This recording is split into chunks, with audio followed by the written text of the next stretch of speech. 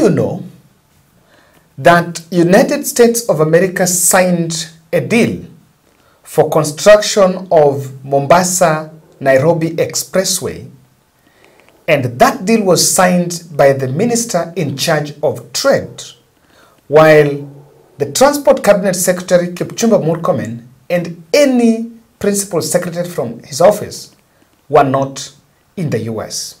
And in this podcast, we are going to explain for you the absence and the intrigues behind the US to flag Kipchumba to flash Kipchumba out of William Ruto's plane to the US.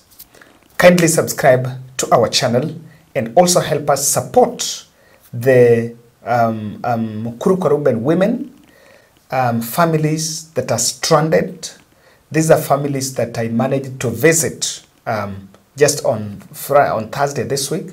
I had taken some donation, but they also had an outcry that their houses were demolished, they're staying in the cold, and despite of government promise to help them get alternative settlement, the 10,000 stipend that was promised was not delivered. And so they have been forced to, their lives are disrupted, staying in the cold at night, and when it rains, it's even now more devastating.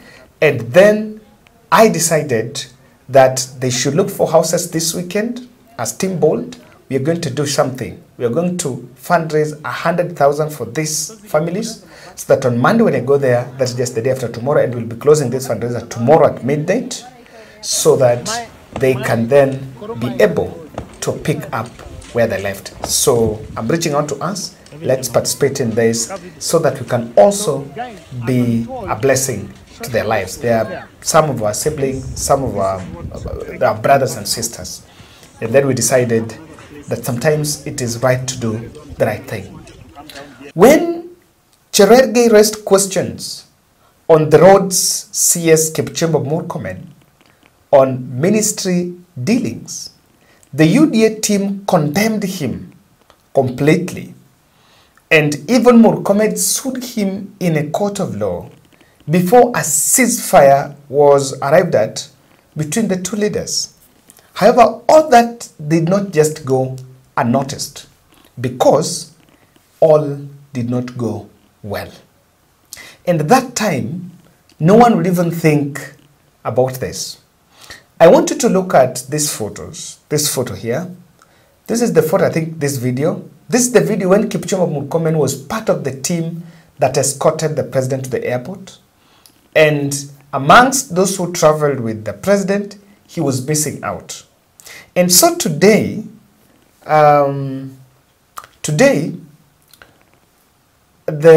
just on Friday, Kimani Ngunjiri, the Bahati Member of Parliament, was telling the country that US declined and barred Murkomen from flying to US because of his dented image, or rather, according to him, because of the ministry dealings. Let's get that soundbite. I don't know whether Kenyans are asking themselves, ni kwa nini Murkomen alitolewa kwa ndege rais akienda? American said, already we have his record. Huyu ya wizi na ile vitu menunua. And I'm challenging him, waniambie tukuje simame na yeye. I have all the data. Pahali pesa nachukuliwa 10%, 20%, pahali amenunua properties. I have them. Yani sisi tulichaguliwa kwa sababu ya tumbo yetu, si mwananchi. Mwananchi saa hii is suffering. Na sisi tunaondeshana matumbo. I'm telling you, God is there. Na Mungu wako mbinguni. Na mimi nawauliza, and I want to put it to you this. Kuna maombi na kuaga ya Mungu. Kwa sababu naona vita ya Gachagua yote, Deputy President, si kitu kingine. Ate kwa sababu walisameheana na Uhuru. He was talking in the context of runaway corruption in Ruto administration, and is asking, why did US then decline to give okay for Murkomen to fly? Somebody may ask, was everyone supposed to go? Every cabinet secretary supposed to go? No. But there are two cabinet secretaries that missed in it. The first one is Ezekiel Machogu, and I saw an education deal. The second one is Kipchumba Murkomen. Amongst the goodies from US, one of the biggest goodies is construction of a dual of an expressway from Nairobi to Mombasa. Now that rests entirely in the Ministry of Transport, which in whose docket is actually Kipchumba Murkomen. So his absence there cannot go unnoticed. If you look at transport, Duale was there. They signed deals. Not transport, security, Duale was there. If you look at health, Nakumisha was there. They signed some deals with the CDC. If you look at trade, when they went to Coca-Cola, Rebecca Mieno was there. Now on transport, there was a deal for roads. And that deal is not, the person who is supposed to sign that deal was Murkomen, and that Murkomen is not there.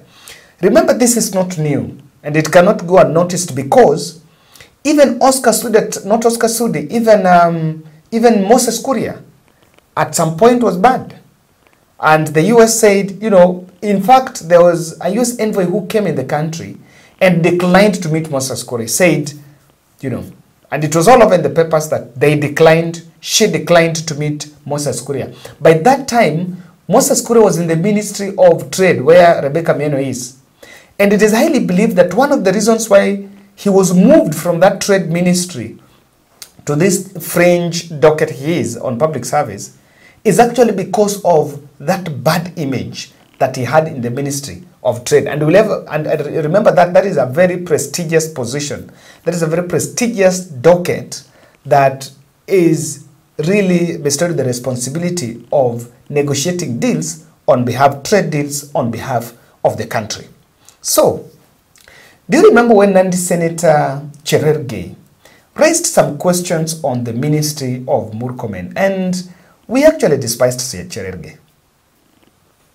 Kerenga Airstrip, Eldoret International Airport, Kisumu International Airport, the leaking, JKI roof. Those were my questions that I wanted to ask to find.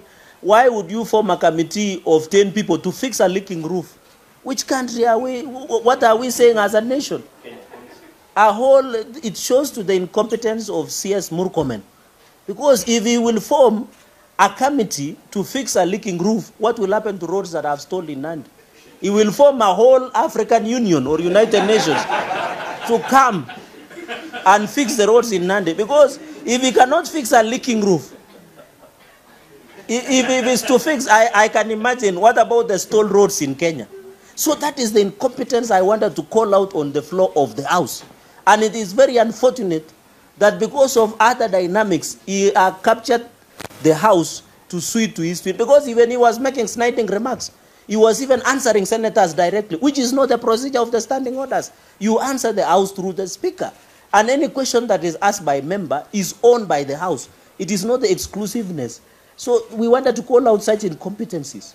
This Mombasa Road, from here, the lower deck, it is flooding. It's not marked. A contractor went away with billions of shillings in the lower deck. Kenyans are, this city is like a floating city in the biblical era. The roads are being washed away, and you heard him, he defended the Chinese.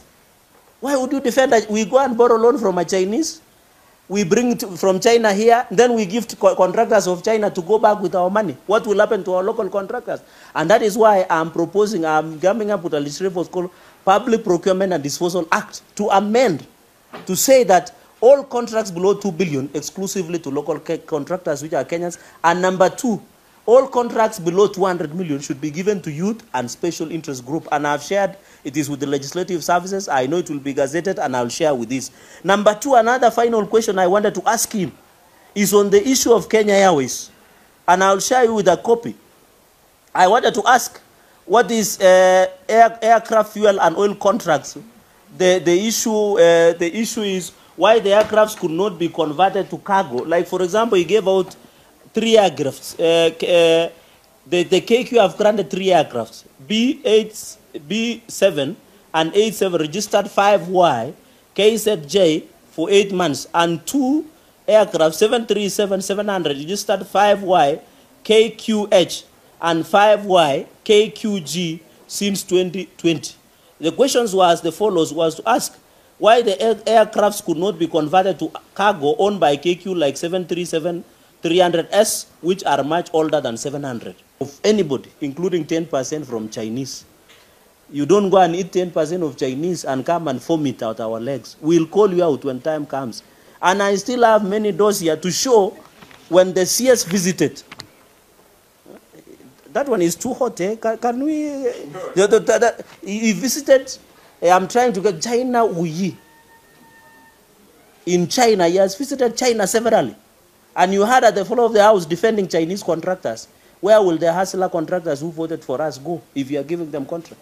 Because he received a bribe, and I am daring him to come clean on the allegation of receiving $100 million from China when he visited in the month of between June and October. I want him to come out and tell the country, because every time when he came to insult me in the funeral, he defended the Chinese contractor. Who will defend Kenyans who are contractors?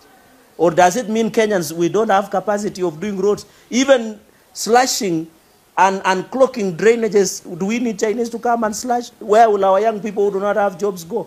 So I want to dare him to tell the country what agreement did they agree on allegations of receiving $100 million from China, where he was paid an affront of $50 million. And we have all the facts. We have the flight manifest. We know where the money is in. So, you can see from that, even as we were despising Cherargei, but there was a point. It's just that the country was not sober to listen to what Cherargei was saying. But there was a point.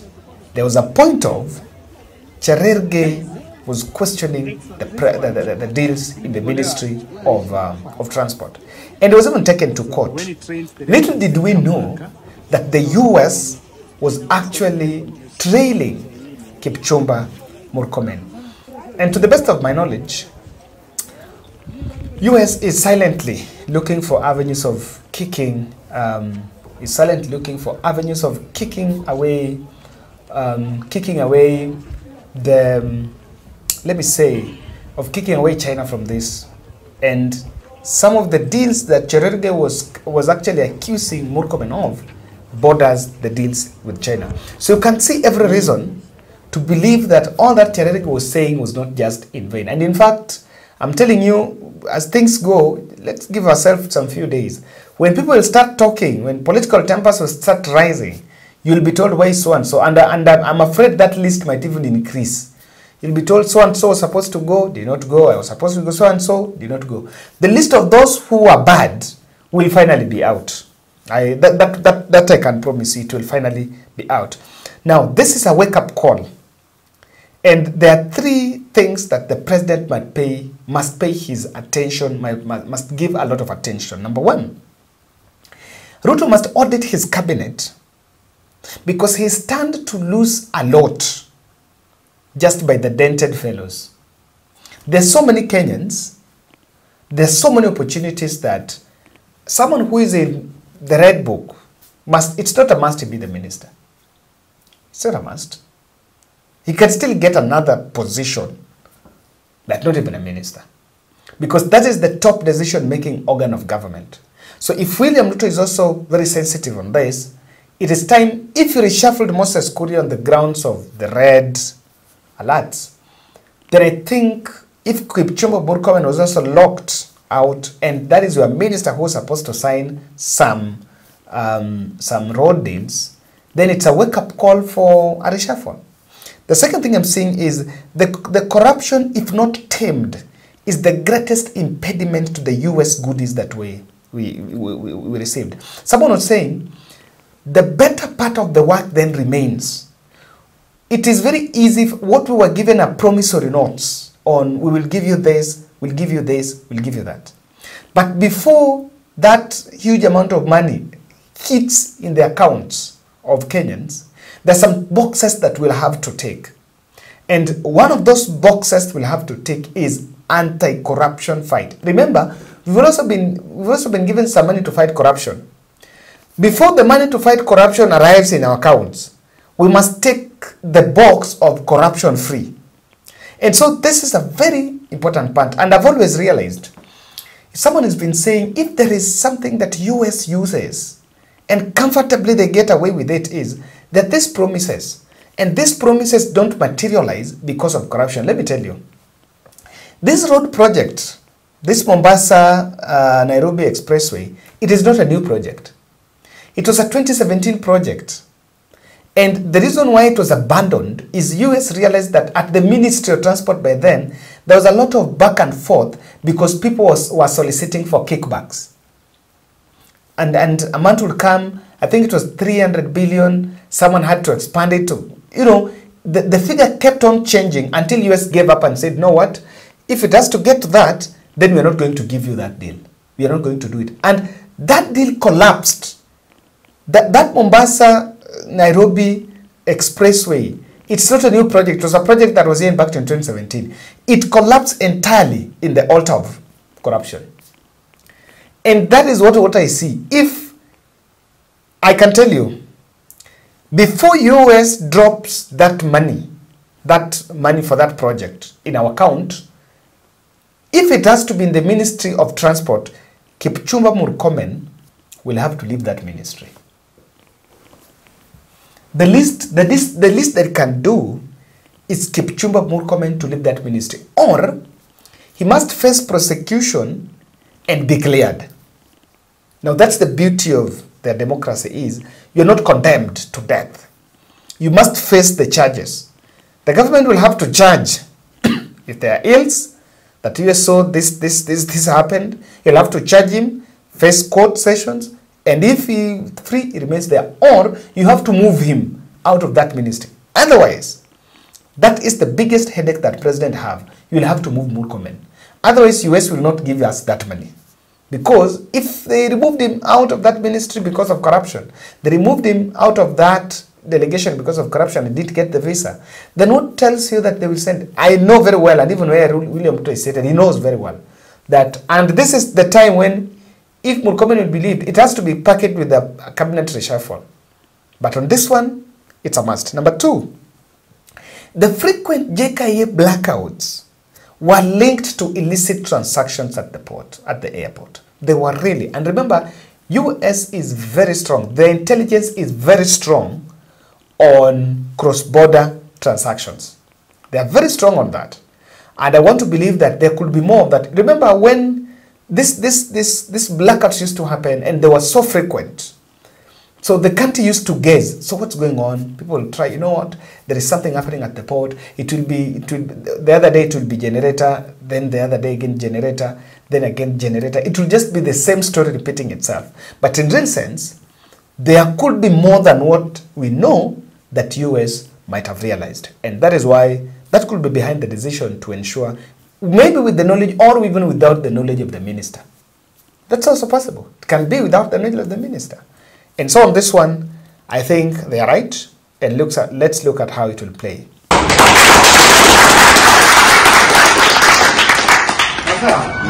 Yeah, so, and guys, I'm talking to you guys, how the club matters.